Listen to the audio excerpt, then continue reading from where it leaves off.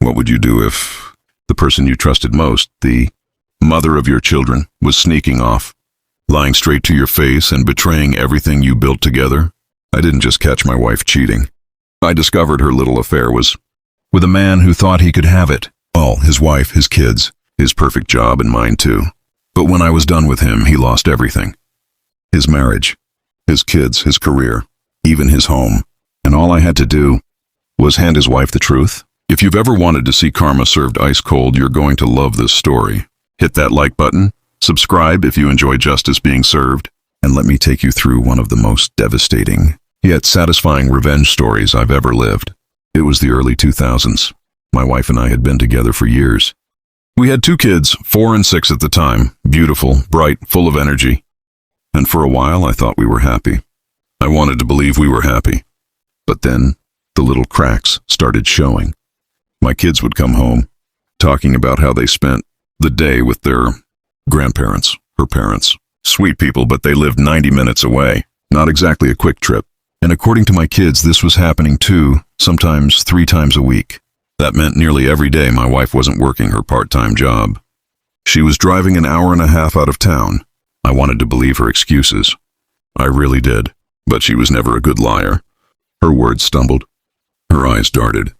And in my gut I felt that cold sickness, the kind you can't shake. Something was wrong, so I did what any suspicious husband would do.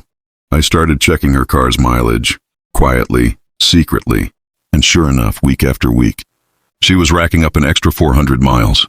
My stomach dropped. That was it, I knew. One day I came home and sat down at our old desktop computer, and there it was. A sticky note, right by the keyboard. On it, her AOL password. It felt like fate. Like the universe was saying, "Here, you want the truth? Take it." My hands shook as I typed it in, and when her inbox opened, the world I thought I lived in collapsed. She wasn't just cheating. She was bragging about it. There were emails to her college best friend.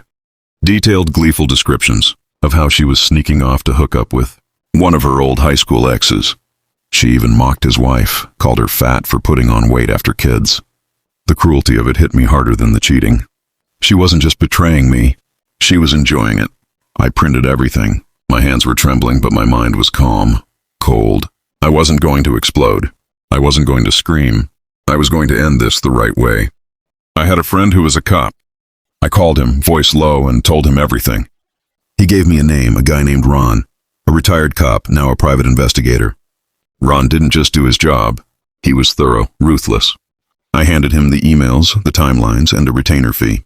Within days, he came back with a full report. Photos, dates, times. My wife's routine was sickeningly predictable. Drop the kids at her parents'. Meet the guy for lunch. A few hours at a dingy motel. Pick up the kids. Come home, smile, lie through her teeth.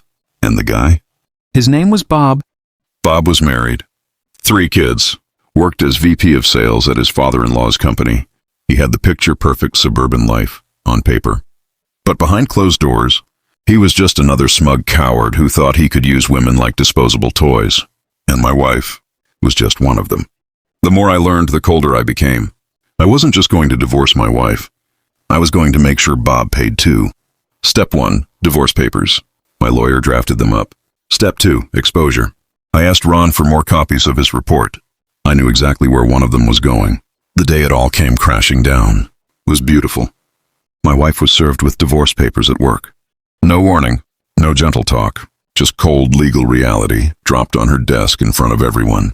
At the exact same time, Ron was sitting across from Bob's wife, showing her everything, the motel trips, the timelines, the truth.